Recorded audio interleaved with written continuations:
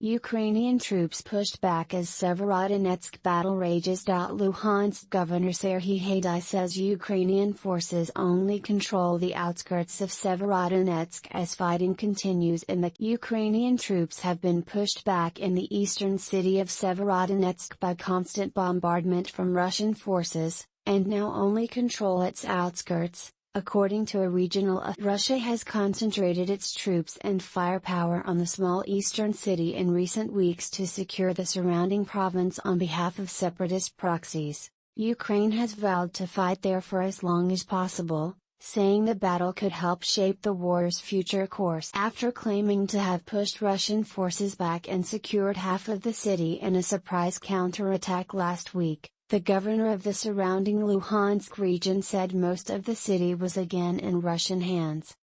Our forces now again control only the outskirts of the city.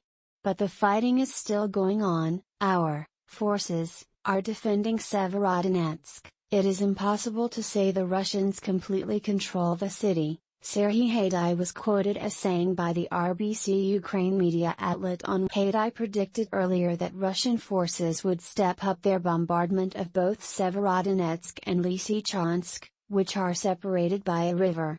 Ukrainian police released footage showing the evacuation of elderly people from Lysychansk.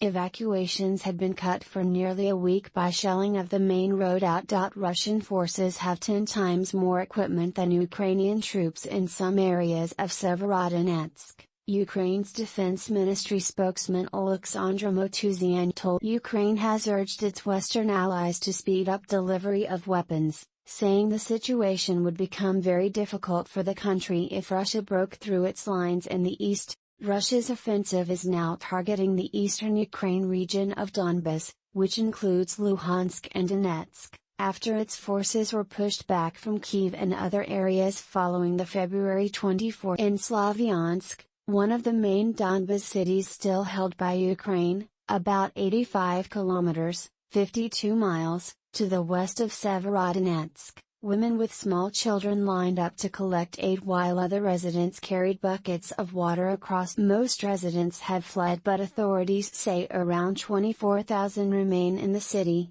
in the path of an expected assault by Russian forces regrouping to the north. Moscow says it is engaged in a special military operation to disarm and denazify its neighbor. Ukraine and allies call this a baseless pretext for a war that has killed thousands, flattened cities and forced millions of people to flee. Grain exports stalled. Russia's Foreign Minister Sergei Lavrov, after meeting his Turkish counterpart Mevlut Çavuşoğlu, said Moscow was ready to guarantee the safety of vessels carrying grain from Ukrainian ports, in cooperation with Turkey, but Ukraine must remove mines. We are ready to do this in cooperation with our Turkish colleagues, Lavrov told reporters in the Turkish capital, Ankara, amid stark warnings of grain shortages worldwide partly blamed on Russia. Meanwhile, Çavuşoğlu called Russian demands for an end to sanctions to help grain onto the world market legitimate. If we need to open up the international market to Ukrainian grain, we see the removal of obstacles standing in the way of Russia's exports as a legitimate demand, he said. However, Ukraine said on Wednesday that it would not dam in waters around the Black Sea port of Odessa to allow grain exports, citing the threat of Russian attacks on the city.